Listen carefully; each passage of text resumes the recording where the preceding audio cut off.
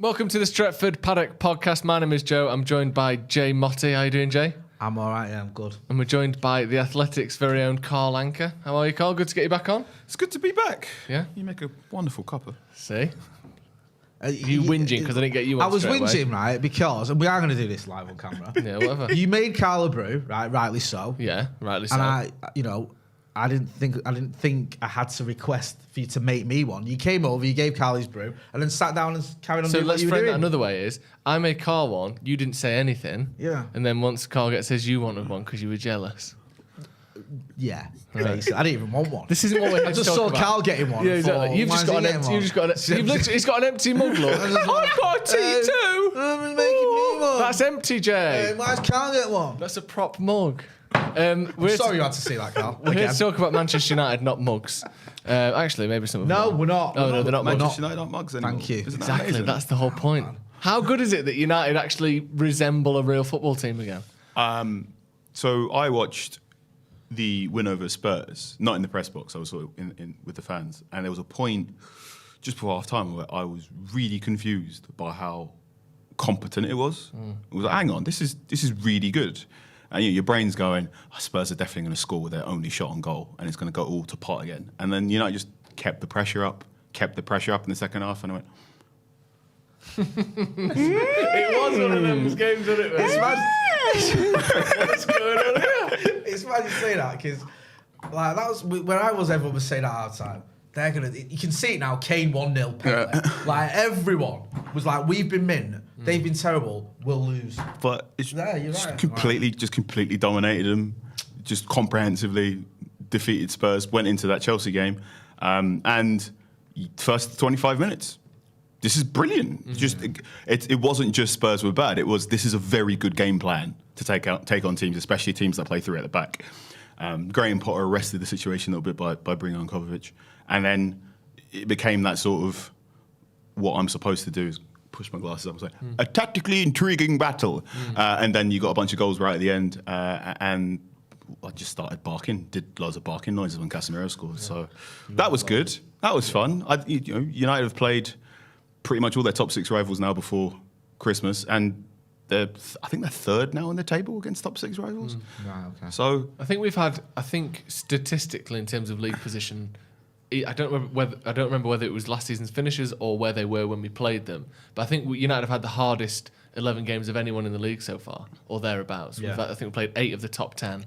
Or 8 of our 11 games were top 10, and we've played all of the top 6 rivals except Newcastle. it's been a good sorry, run, Newcastle. and at the start of the season before a ball was kicked, if you went United are going to play Spurs and Chelsea pretty much back to back, and they're going to win one and draw one. I'm like, oh, thank you very much. So this is a you can be optimistic if you're a Manchester United fan, and I don't think Manchester United fans have been used to being optimistic for a little bit. No. So yeah, uncharted territories. This is. It is. Make sure as well you get involved in the chat in the comments and get your questions in for Cal. Yeah, we'll go through some of those. But just to sort of carry on this chat and get a little bit deeper. So United can go into the top 4 if we win our next game. I think United on 20 points, Newcastle 21, but they've played one more. Tottenham 23, they've played one more, but their goal difference is 9 better than ours, so we're not going to catch them. But we can catch Newcastle if we win our game in hand. Just talking about this competent performances and actually something to look forward to.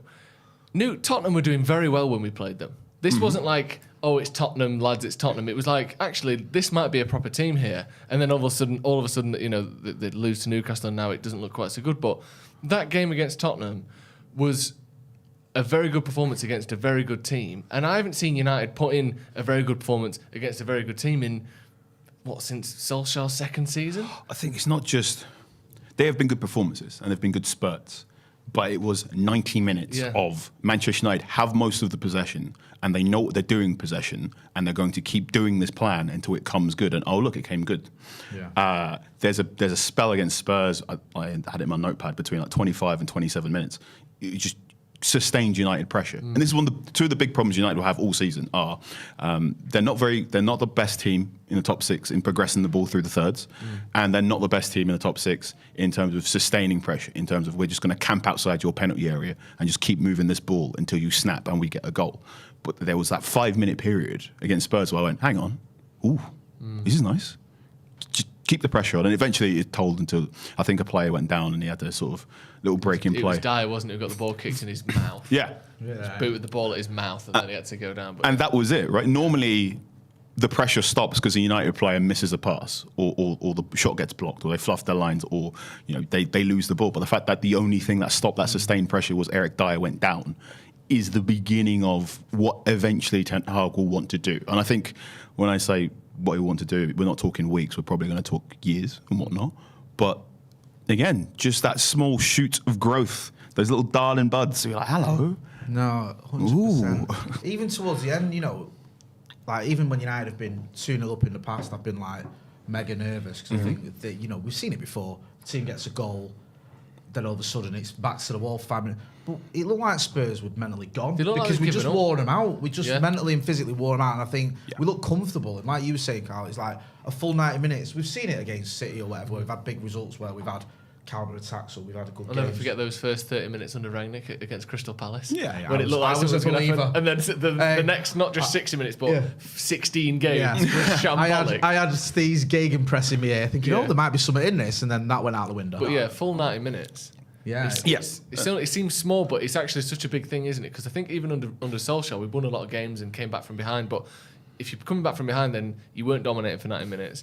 And the fact that, it was during a time where other teams were struggling a little bit. We had some great moments under Solskjaer, but it never felt like we controlled a top 6, top 4 team for a full game. Yeah. That is a really big step in the right direction. It was. Isn't it? And then obviously the question was, could you do it again against Chelsea? Yeah. And the answer was, yes, maybe. Kinda. Kinda. In that United, when Chelsea were playing three at the back, United were in charge.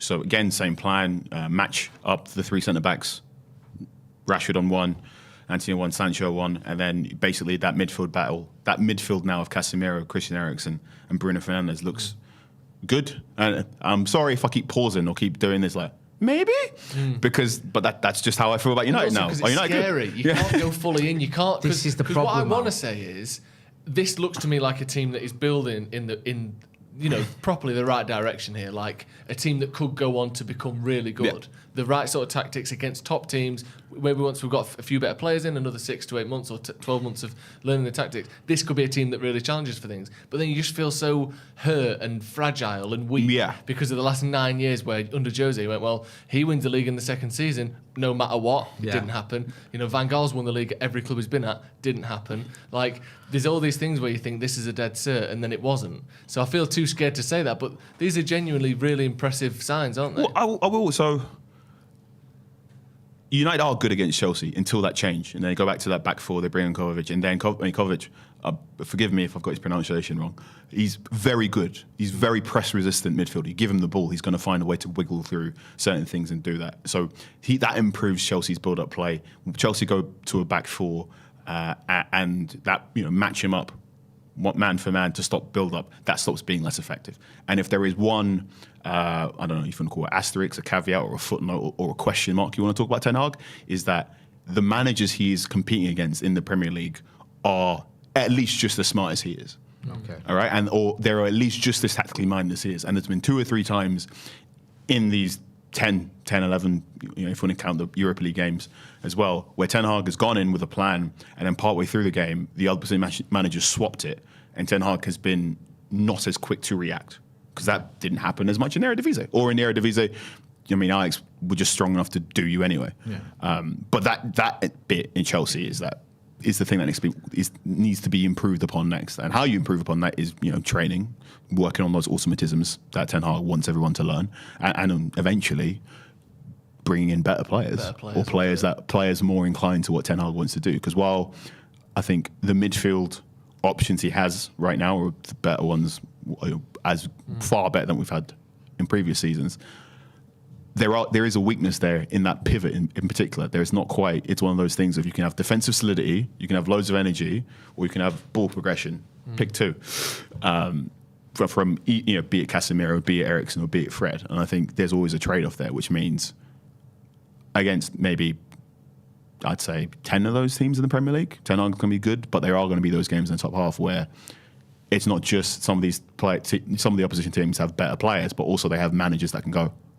hang on, let's just tweak this a little bit and make things difficult for We United. saw that against City a little bit, didn't we? Where it just felt like all of Ericssons weaknesses were exposed. Yeah. And not that he's got that many, and he can usually help himself and work around them. But in that game, it just was like he's not defensively minded particularly, so De Bruyne can just run past him and set goals up. Like he's going to get caught out of position and all those sorts of things. And then also, if you don't have the ball, his creativity is now absolutely limited. But then do you play Fred and just never create anything? That's the sort of dynamic. I mean, so the big thing is, if you play Fred and Casemiro, you really lock down that middle of the pitch. Like that midfield is not going to give you much joy. Joy. Hang on, caveat. When good Fred is up there, Yeah, good Fred. We all love good. You know, good Fred. Fred. Yeah. Or Fred We're Kruger. talking, what is it? Spurs Fred, not Newcastle. Yeah. Exactly. And also, what's really important is when you have good Fred, Sancho is better. Because good Fred loves coming into that half space. So one of the big things Sancho likes to do is he gets on the ball and he basically isolates the winger. He has this little move where he will put his foot on the ball and drag it backwards, and he's very much like, come on, it's me versus you.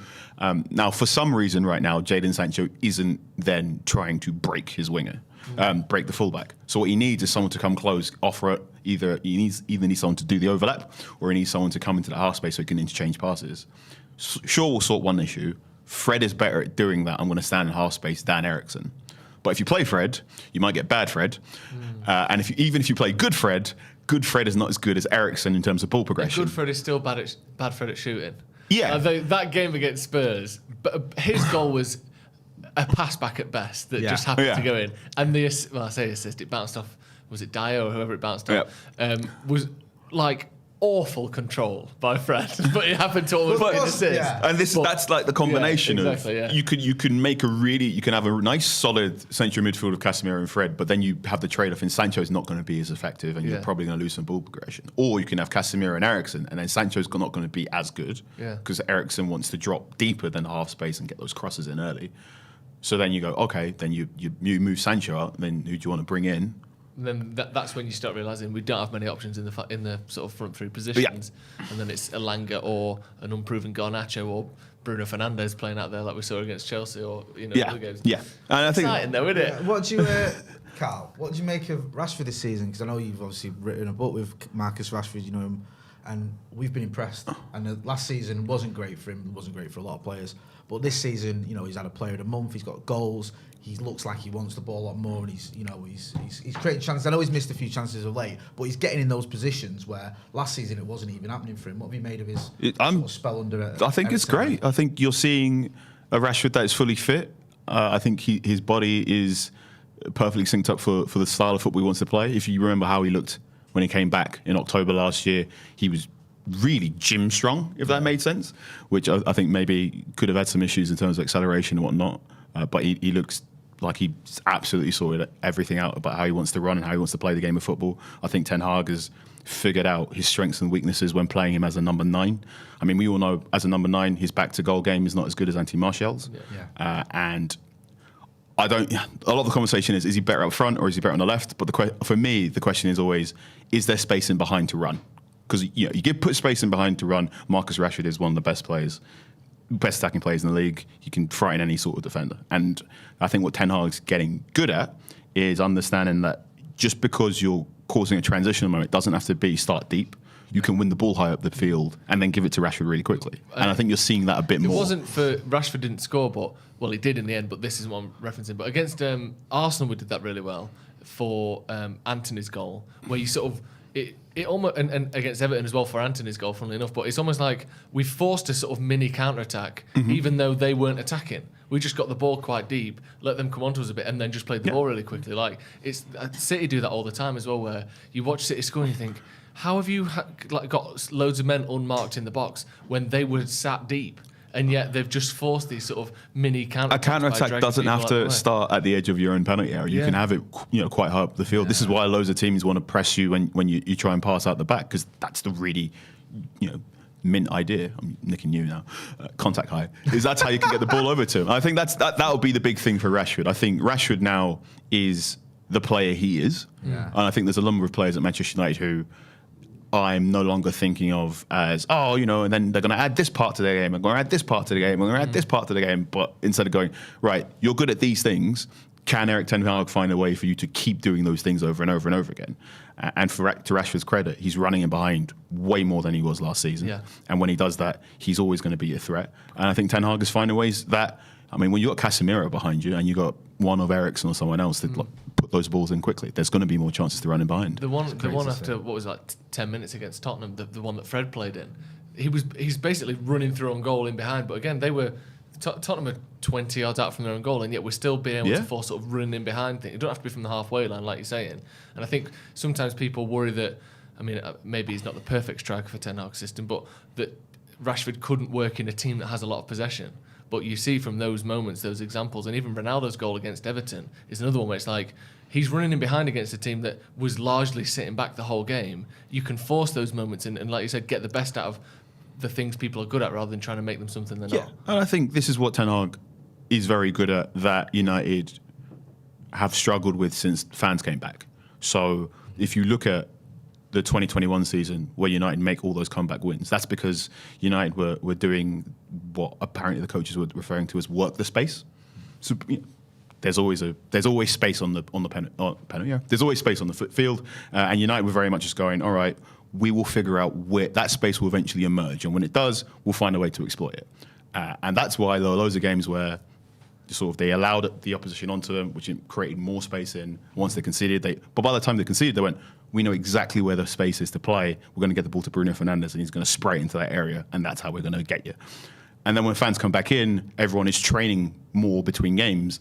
There is less space, and United struggled because they're not very good at creating space for themselves. They were still trying to find that space, whereas other teams have gone, no, we've scouted you now. We know exactly what you're going to do. Like, good luck trying to close that down. And then things changed again last season, where they tried an even more ambitious attacking play, and they just left in more space. United left more space in behind, and things just fell apart. Whereas under Ten Hag, you're seeing it's not just what United do with the ball, but it's also the off-ball movement. It's also the runners. If you look at the way Anthony runs when certain players get onto the ball, and look into the areas where he is running as well. He's very clearly been told, hit these areas, mark these players. And that's how you force space where there is no space previously. And that's what makes the other top six rivals. That's why they're in the top six. Yeah.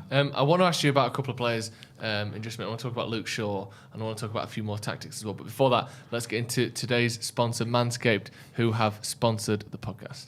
Today's podcast is brought to you by Manscaped, the global leader in all-male grooming. Is it just the global leader then? What does that mean? I think it's bigger than just global. All right, then. You've got to think bigger. Leader. Thank you. Yeah. Yes, the universal As far as we've leader. detected, there is no one in the universe that is more of a leader in male grooming than Manscaped. And Factual. there's 4 million men just on Earth, let alone all the other planets. We've not even counted them. We haven't even counted them that trust Manscaped, and you can help Manscaped, and Manscaped can help you using the code DEVILS20 at checkout for 20% off and free shipping.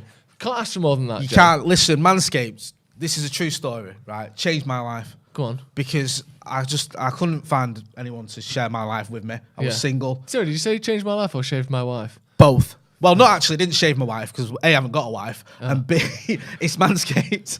Oh, yeah, sorry.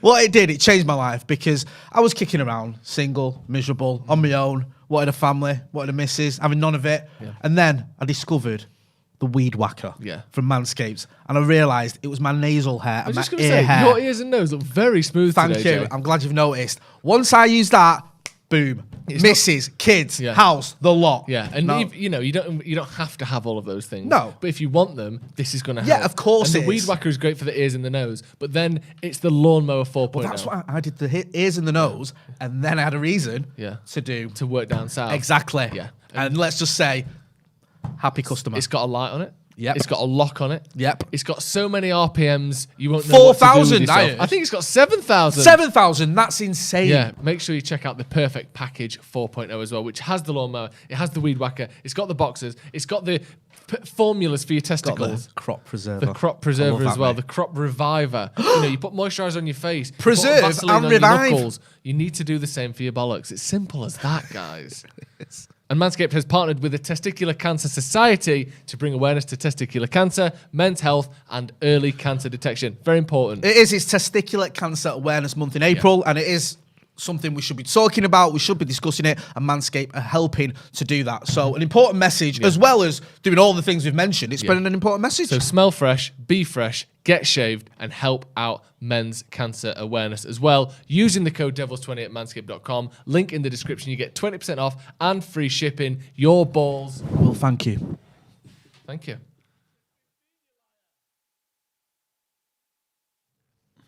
Right, we are back. Thank you to Manscaped. Make sure you check out the link in the description and use the code DEVILS20 at checkout. Carl, while we've got you here, while we've got you here, you're here. I need. While you're here, you'll answer these questions. I need to chat about Luke Shaw. Yeah. Because we were saying at the start of the season, even like after the Brentford and Brighton games, we're thinking like, this isn't going to work. No. Like, we can't have a player that has 9 months on, 2 years off. And just repeats that cycle for 7-8 years he's been at United. And yet, in the last 5 or 6 games, specifically Tottenham and Chelsea, I think, but going back before then, he's been one of the best players for Man United. Some of the best fullback performances I've seen in recent memory. Even better, arguably, than he was the season before last when he was at his best.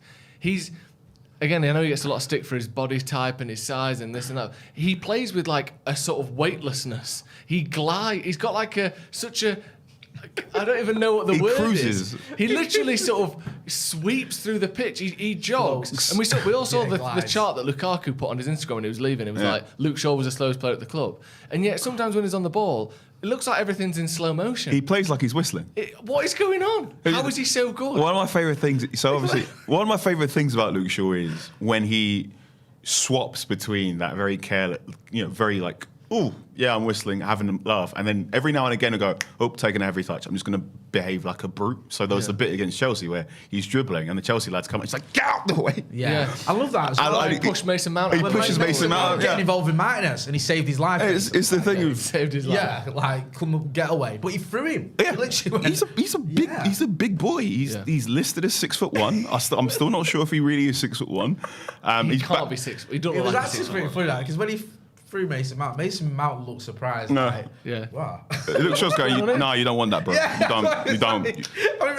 Trust me, mate, you don't want that. I didn't think you had that in it. Yeah, I think Luke Shaw's ball progression, and when he is on it and he's in form, the ability you can get where you just give it to Luke Shaw and he's like, all right, fine. Do you want me to get you to the penalty area or just the edge of the penalty area? And how he can just repeatedly do that over and over and over again. I think because United have been such a mess for so long, sometimes you can take for granted how good he is at getting the ball into that final third. There were times, Tyrell Malacia came in, ran his stats, talked to some Dutch journalists, looked at things, and I thought, he's a good player here, and he might be a starter by Christmas time. And then after the reboot, I thought, okay, Malacia's earned this slot. Shaw might have a hard way to go through here. And then it was just, I think it was one of those games where you look at Malacia going, you are not good at overlapping in the way that Luke Shaw is, because there are very few fullbacks in the Premier League who are as good. It's not just the fact that he gets up and down the pitch. It's his sense of timing. It's the fact that he can do a very well disguised dummy run as well. There's that really good bit of you're the winger, and Luke Shaw knows exactly, I'm going to overlap you, and I'm going to time it in this certain bit where you're on the ball, so the opposition winger, fullback, will be distracted just as I pass you. Yeah. Like he's got it in sync every single time. And you can tell Marcus Rashford loves playing with him. You can tell Jadon Sancho is desperate to only play with Luke Shaw. Yeah. I think he's invaluable. And I think the big question with Shaw always is, can he stay fit? And can he continue to play at the top intensity we know? It's the same thing. Good Luke Shaw, amazing, fantastic, brilliant. Mwah. Bad Luke Shaw, or sort of slightly disinterested Luke Shaw, you're going, why? Man, last season, I don't want to open up all wounds, but the Liverpool game in particular was just awful. It was just like, what is going on here? Why is this guy, after the Euros as well, where he had a fantastic tournament, what's going on here? Why is he so bad? That Liverpool game was like, someone went to him before and went, oh, that Mo Salah lad next to you, he's new, he's not very good. Don't mark him. And then don't go near him. I won't mind, he was like, he's the best winger in the world. And it's like, I'm not marking it. What? See how good he is? Nah, man. I'm not marking it. He was lucky with them goals. Don't worry about him. I think it's I think What are you doing? I think last season and for a long, I say from 1920 onwards, even when the United's defence was good, and United's defence was often better than they looked, but the United's defence always looked bad because none of the players really gelled up with each other. You've got De Gea who wants to kick it long.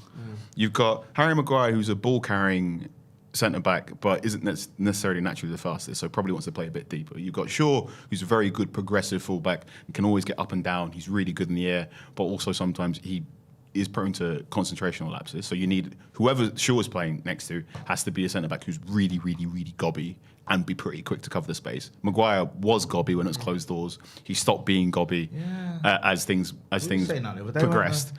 So he wasn't quick enough to bail out Luke Shaw, and then he stopped bailing out Luke Shaw by going man on. So that connection sort of eventually. Then you've got the guy next to him. So the guy next to Maguire, because Maguire's not necessarily naturally quick, and Maguire's very much, I'm going to just run at you like I'm a dog when you've got the ball. Then you want the person next to him to be very good at managing space and be quite quick. Lindelof isn't that quick, and even though he's good at managing space, you know what Dominic Calvert-Lewin's done to him 3 or 4 times. It's just like, oh, that's a really nice tackle. Get out of the way.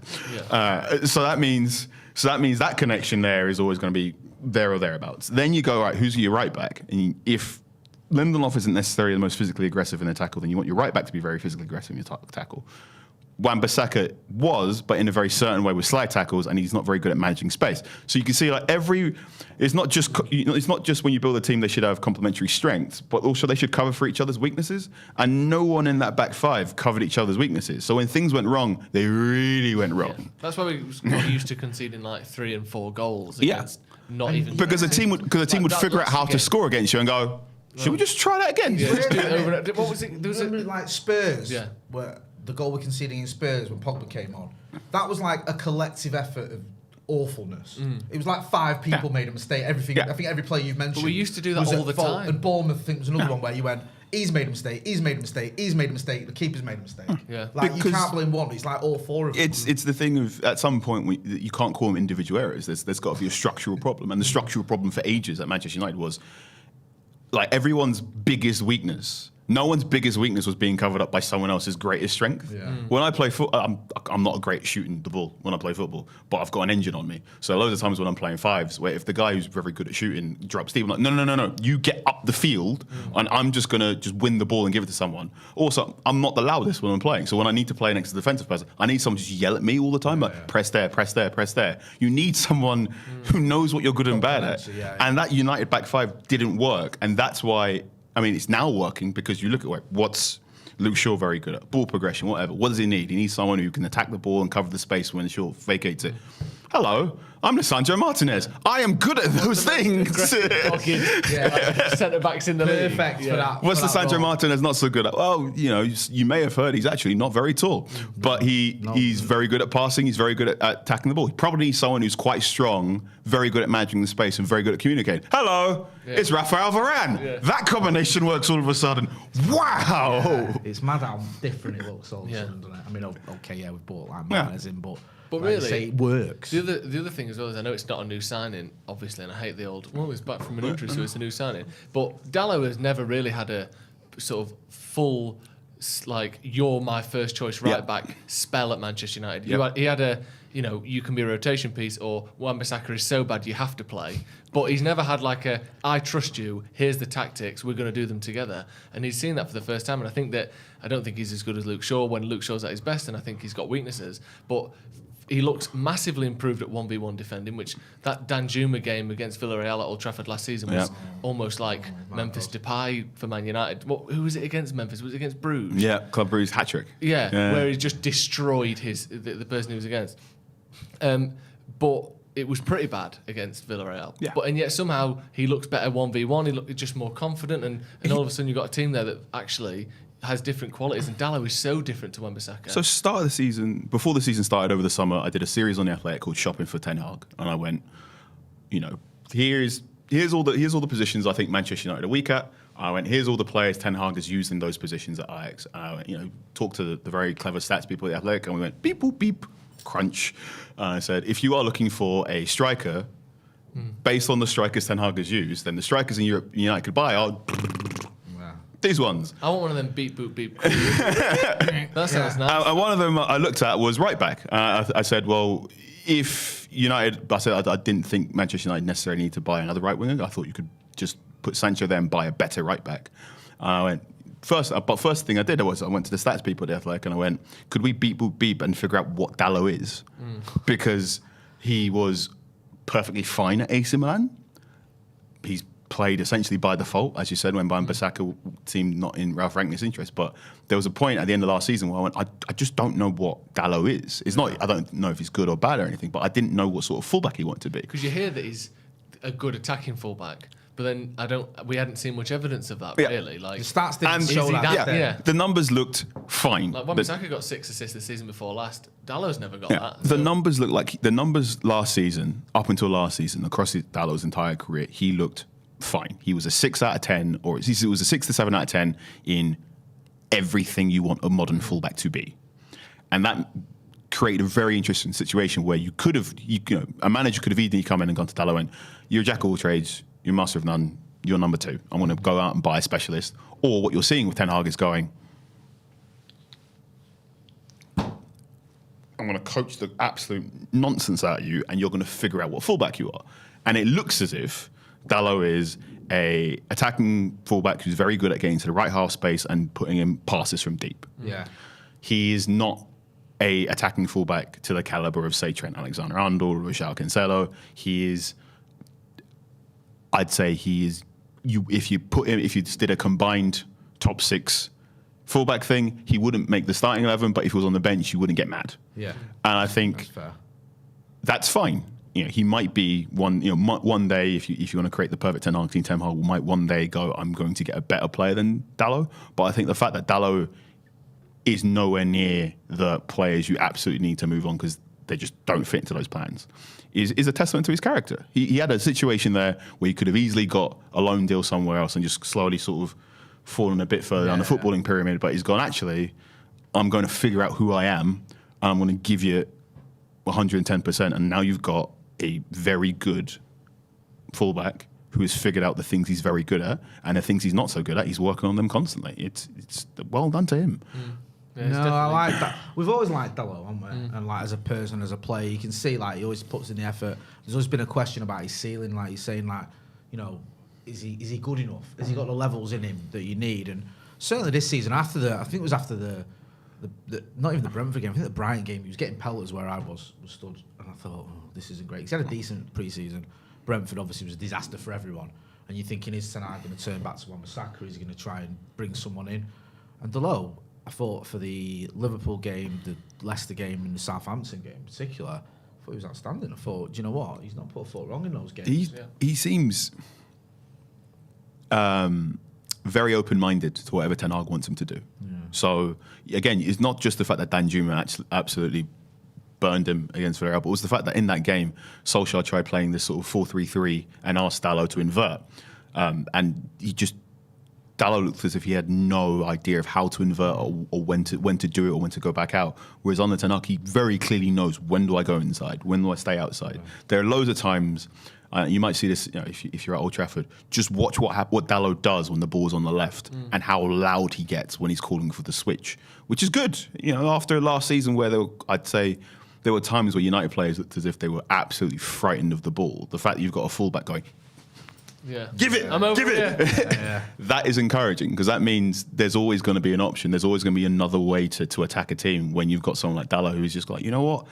I'm not afraid anymore. Yeah, because that was an issue at one point, wasn't it, with Wan-Bissaka, where he was just getting ignored. Yeah. Yes. You know what I mean? They were. Like, he was just like not bothering with him. And like, he's like he didn't exist. Yeah. Like, you are only here. It's like American football. Like, he's the defensive line. You're not on the pitch when we're attacking, let alone like doing anything. So it was basically like tackle it and then just get rid of it. So the Sunday before the Super League was properly announced, United played Burnley. They beat him 3-1. And it's behind closed doors. And I remember very clearly Sean Dyche going, don't worry about him, just don't get cut through the middle. So there were 2 or 3 times where Wan-Bissaka very clearly had been told, just try attacking, just get in there. And Wan-Bissaka is fine at attacking that, like underlapping. He makes an okay underlapping run once in a while. And for various reasons, some of them to do with tactics and some of them to do with just like players. You know, Dan James trusted Wan-Bissaka more than I think any other United player. So you know, when Dan James was on the field, Wan-Bissaka got the ball more. But there was I remember he did it once. And the ball got to him, and he couldn't cross or anything. But I just remember Sean Dyche going to the defence like, "No, I don't want my defenders to go out wide when Wan-Bissaka's on the ball." He just went, "Just don't get cut through the middle." That is such a indictment of Wan-Bissaka's talent, isn't it? Which I mean, again, he's another player of I'm not going to pretend you're gonna get a preseason, gonna wear a Matrix thing and download something. But I now play like Carlos. I think what Ten Hag is probably going to do and is probably thinking of is going, Wan-Bissaka is good at these things. I need to find a situation where that is very important for a game and then find a way to use him in that manner rather than make him play in a game or play in a fashion that he's not comfortable in, because that's how you get more mistakes. Yeah, definitely. What do you think the biggest thing that Ten Hag's changed is? Because it's only been, it's October, so 4 months, just under 4 months, 3.5 months since he took charge of like proper games.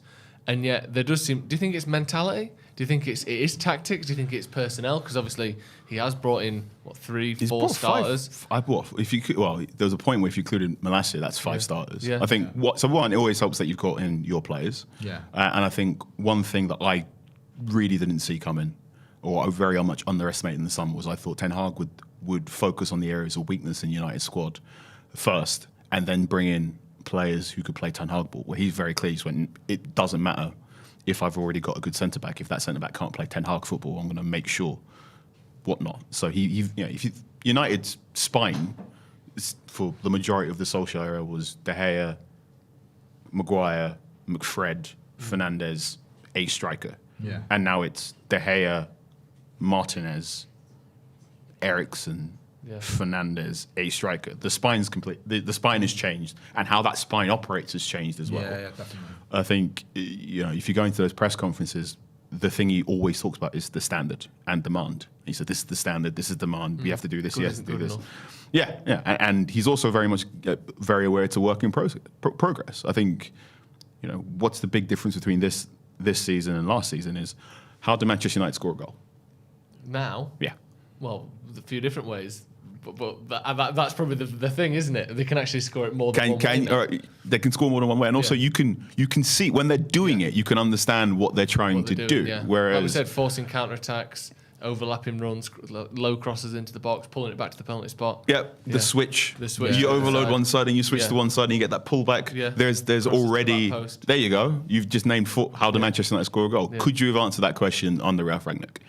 Well, did we score under Ralph? I don't think we did. I mean, it's an impossible trick question. We haven't actually scored under Ralph Rangnick. During the better times of Ole Gunnar Solskjaer, could you identify a way that Manchester United scored goals? Yeah, and then after that, the penalties. The biggest accusation was the joke. Ollie was like moments of brilliance from players. Yeah. It wasn't like there was a certain way. It was like Bruno's doing something that pulls you out, or maybe even Cavani to a lesser degree, or whoever, or Marcus. But yeah, and that's not to denigrate Solskjaer. Solskjaer found a way to play very effective football during a time where you had no time to train, and that you don't get that comeback record without figuring something out. But football changed. You now have a little bit more. Well, not as much as you used to, but there is training time, and it's very clear that these players are getting coached in a way that they haven't been getting coached in a while. Ten Hag is the first United manager to take charge of training since David Moyes. Because Van Gaal in his autobiography said he stopped taking training because he wanted to be a more traditional English manager. Ole Gunnar Solskjaer left training to McKenna and Carrick, and Rangnick didn't take training either. Whereas Ten Hag is there going, here is your training drill today. Yeah. What was Jose like? Mourinho wouldn't take training either. It was Rui. Yeah, I thought so. I mean, whatever he's doing, he's obviously working. With Ten Hag, I know this is a very sort of, difficult question to answer, but do you see this working out? That's a good I always put journalists on the spot. You're like the fourth journalist I've asked this question to. I know it's not an easy answer. What is working out? I'll make it. Can you see Manchester United winning silverware under Eric Ten Hag? Like the big silverware? So we're talking Premier League and Champions League? FA Cup and all. But yeah, So, Premier League and Champions League. Let's say that. all right. Yeah, is there a scenario, or can you see, eventually him taking us to a title? I can see a version of events where Manchester United win a Champions League. Yeah. In that the way Ten Hag wants to play football, elimination games in Champions League. I have no idea what the Swiss format Champions League is going to look like, whatever. But I can see Ten Hag style of football, sort of the right sort of cup draw, correct Ten Hag football, correct Ten Hag players coming in, and they just run through that Champions League and they win that. In a league format, the question for Ten Hag, and I've said this in loads of podcasts, the big question is, and the good thing about Ten Hag is, well done, Manchester United. You hired the right man. Didn't you watch that Spurs game and went, Well, I watched Spurs game and went, I was Spurs going, United fans are real glad they got Ten Hag. Because you can see, if nothing else, and obviously we'll get to your, I know you can go into that, but you can see just there that I couldn't watch Conte do that for 5 years.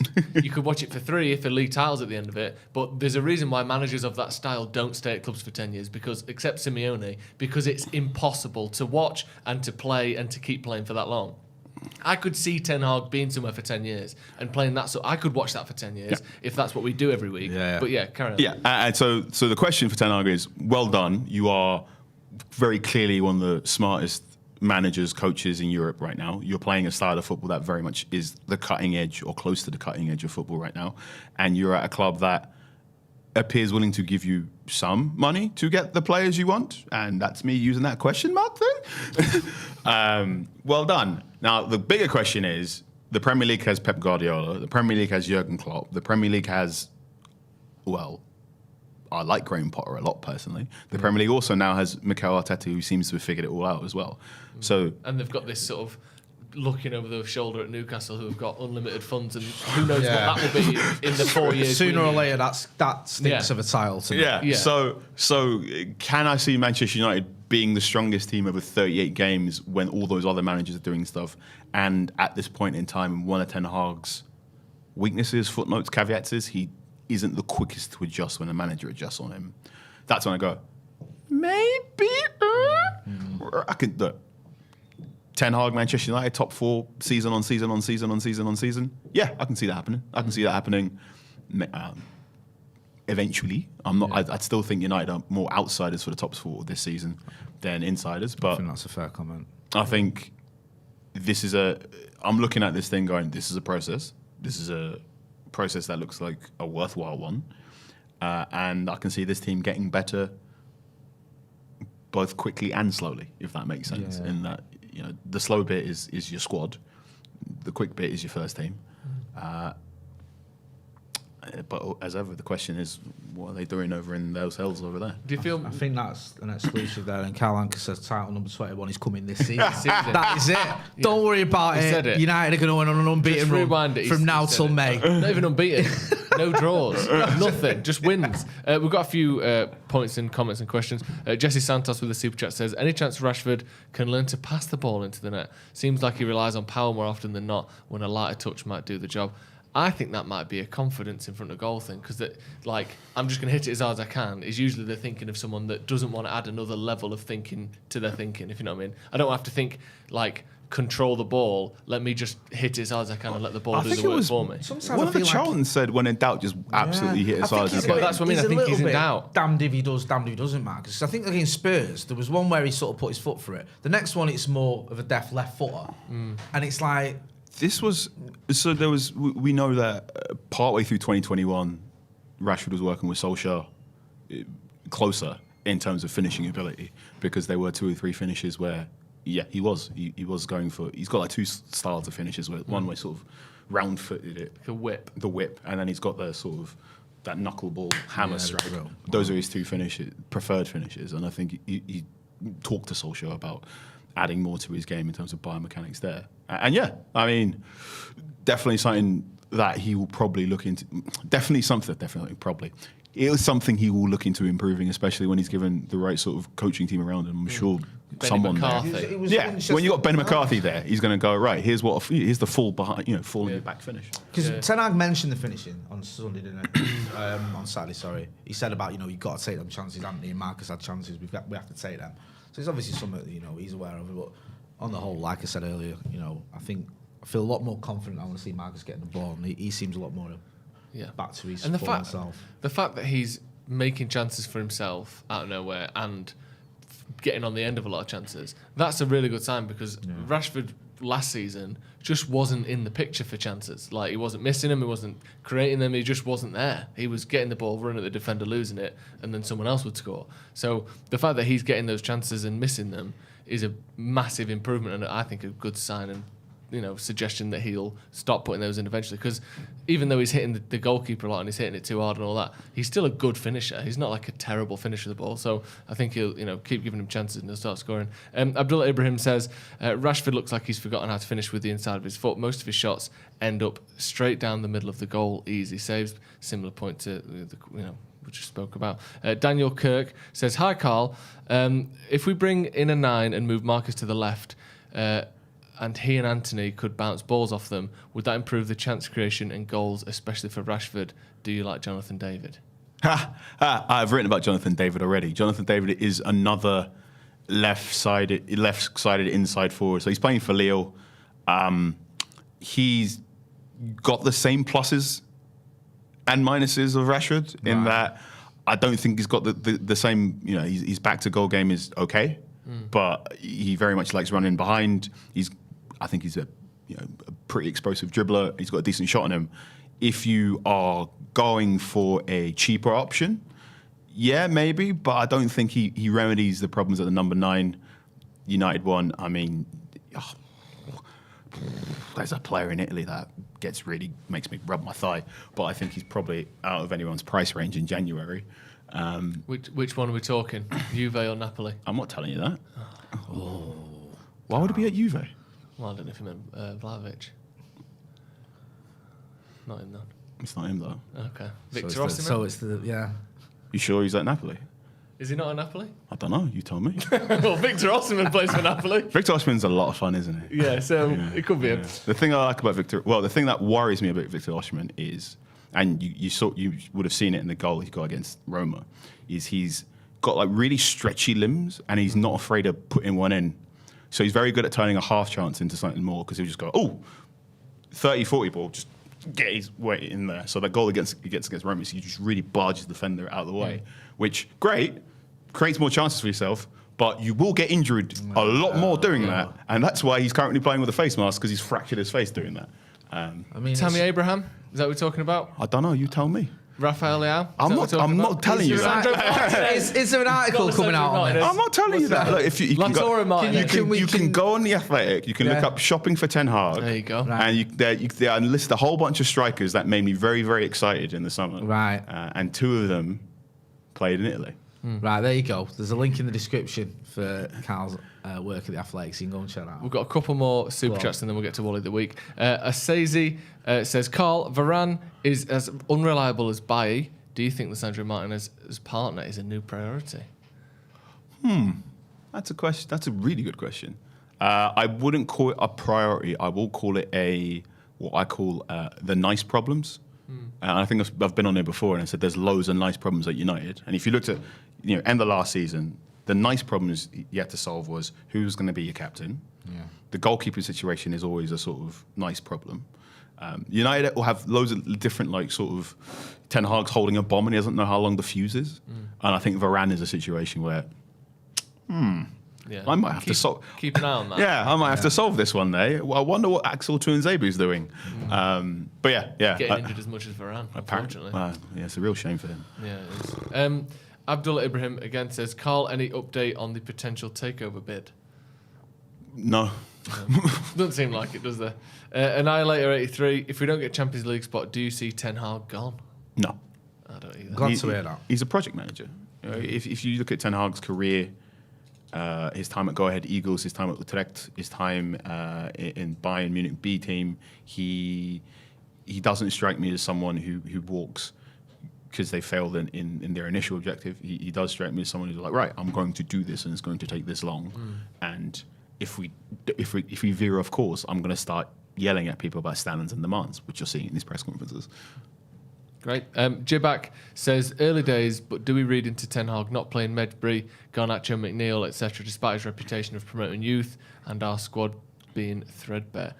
So what do we read into that? I think it's early days. And also the fact that this season is so weird. How many games are you playing before a World Cup? I think Ten Hag has, I think that defeat against Real Sociedad at home really, kiboshed any plans he had for blooding any of the youngsters in the Europa League. Yeah, you can't rest anyone now. Because you might play Barcelona. Because of this new format, Manchester United very much want to top that group. Not just because you want to avoid whoever comes in from the Champions League, but because you miss 2 fixtures because of the national mourning.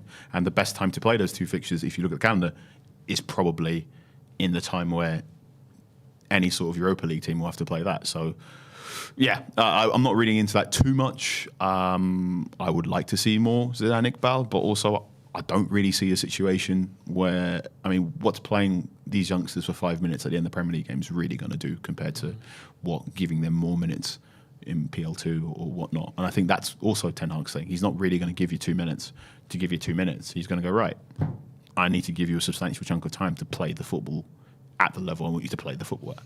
It was a bit like, was it the Sociedad McNeil came on it? Where was the game McNeil came on? I can't remember. But he came on, it was like a cameo, wasn't it? And it was just like, I felt for him because he barely touched the ball. I like Charlie McNeil, but it was like, I don't think he got anything out of that, other than obviously his debut, but it was a bit frustrating for him. Jay, give me a Wally of the week. Who's been an absolute Wally this week? It's a little feature we do. You've done it before, Carl, so get thinking on your answer. You go first, Jay. I don't want to be all political. You know me. I hate never bringing politics to this channel. I just feel everyone who was sort of like, we're backing Boris. Oh no, we're not backing Boris anymore. We're backing Rishi. I'm still backing Boris. I think he will be the next Prime Minister of this country. It was like literally people would tweet in one thing at 9:05 and then tweet in a contradictory thing at 15:15. It was ridiculous. It's not real, is it? It's I know, all and I just just feel shit like, oh and my fake. God, come on, man. Get a grip. Yeah, fair play. Yeah. I didn't know you could pick a non-footballing one. Oh, trust me, that's all I ever do. Good. You usually pick a broad spectrum of things, you like people. The colour. Yeah. Great. The clouds. What would mine be this week? What's annoyed me? Oh, it's been a long week, hasn't it? I don't know, actually. Ooh. It's tough. Come on. So... I've got a few others up my sleeve. You want to borrow some off me? Go on then, what else you got? Mason Mount. Who do you think you are? What are you doing? Go away before you get battered. Yeah, and he would have got battered. You're not that guy, so don't try to be. And Martinez is that guy. And so's Luke Shaw, apparently. Yeah, Luke Shaw's hard. He's not just quite good, he's hard as well now. He's sturdy. That happen? Yeah. He's sturdy in a way. Because it's suddenly gone from a team where you go, we're getting bullied. You go back to, I'll keep doing it, apologies. You go back to that Liverpool final loss. Ronaldo kicks the ball at Curtis Jones. Liverpool players all surround him. Fred and Bruno, the only ones who even remotely want to get involved. And I'm screaming on the stands going, how are Liverpool bullying us? What is going on? And now you look at it now and you've got Casemiro will get involved. Martinez will get involved. Bruno's always going to get involved. You like the team. You like Manchester United again. Yeah, and it's like if someone's going for one of our players, they're in. You know what I mean? And I love all that. One thing I really loved, not just Casemiro's celebration, but right at the end where he where Anthony shoulder barges him as well. I'm like, yeah, that's when I started barking. Ooh, we got some dogs now. Yes. We got That's what I want to see. We're quite good again. Oh, We are in the same league placement as we finished last season. And it feels so much better. It's just, how is that possible? That's just like there's a little bit of the veins are in the neck. The blood's pumping. Go on then, Carl. Who's your Wally of the week? It's probably I'll keep it footballing based, and I'm not gonna pick the. So I'll say the television organisers who left it so late before we figured out when Chelsea were going to play United. That's a good answer. So fewer tickets. 600 tickets had to get returned. Yeah. Credit to United players who gave up their friends and family tickets so more fans can come in. But again, it's that thing of there's a hierarchy of football fans that the Premier League or the custodians of football care about, and the ones that go to the stadiums aren't necessarily high on that list, which is always frustrating, especially at a time where, to go back to political stuff, it's just there's so much in this country that just doesn't work. And when, just privately owned things that have been left to just completely degrade. So when the trains are as terrible as they are right now, putting a game on or leaving it so late to say when the game was on is just really annoying. It's true as well, and the thing is, like, people go, or you hear this thing about television is the focus for for football. They care more about television. All right, I understand that, but better crowds make better television anyway. You make better games. You've got a better product when you've got a stadium full of passionate fans. And if you start wrecking that, you're going to get games that aren't as entertaining. Yeah. You know what I mean? Yeah. It's not a coincidence. Teams win far more games at home than they do away. It's like a crowd makes a difference. And when you sort of dilute that, or you make it more difficult for fans to get to the game, or you just make it, whatever, it's spoiling your product. It's just stupid. There are so many times where you're looking at Premier League stuff, or not even Premier League stuff, Champions League stuff, whatever, and you go, you could make a much better. Even if you believe it in calling it product instead of sport or entertainment, you could make it so much better if you're prepared to lose 5% money in the short term, and it just loads of people like, nah, not really, It not has really. to be increased profit every single year, otherwise we've failed. That Spurs, using the crowd in the Spurs game, one of the great things about that game for me was the atmosphere. It got going. There was, you know what I mean? There was a real sort of, and it adds to the intensity and everything and all, everything that's going on. And I think if you've not got that, it's not as good. Like, if we'd have beaten Spurs like that behind closed doors when it was COVID or whatever, it wouldn't have been as entertaining. It wouldn't have been as good. Watching it on the telly wouldn't have been as good. So yeah, with you, man. It just need to think about it. I've come up with my Wally of the week. Yep. Cheap Tupperware. Hello. I didn't see this. I'm listening. I Yes. bought 3 Tupperware boxes from Asda yesterday. Oh, Like one other for Tupperware boxes Right, are available. so here's your first problem. one like £1.39 each or whatever. There's your second problem. Maybe £1.59. So big spender. Right. Microwave safe written all over the bastard. Put it in the microwave today to heat my lunch up. Yeah. The lid has warped beyond all recognition. Played yourself. What is this? What do you mean I've played myself? They say Why microwave safe. are you going to? I didn't think. What you've put your carefully made lunch in a container that cost how much? £1.59. And you expect it to be protected. Yes, but There you can get go. a plate that's less than that. Made a schoolboy. You played yourself. You played yourself. Tell you what, I quite enjoy the. But surely it's illegal to say microwave safe when I it's mean, have literally we melting. got the lawyers to accuse Asda of selling illegal goods? There? I do enjoy the This feels when like you get It might this not feels be- like a Steve Howson live comment. when you get the Where Wagamama's we're all like, takeaway. what's They going give on you there? these really nice sort of grey bowls to take away your katsu curry, and I've been enjoying those as well. See, that sounds nice. I've reached the point in my life where I've just, I keep saying this more and more now. Maybe I'm getting old, but maybe I'm getting old. But I've reached the point now where if I cannot immediately find the top to the Tupperware I've got, gone. you're done. Yeah. Done. Dead to me. I'm not going through a cupboard.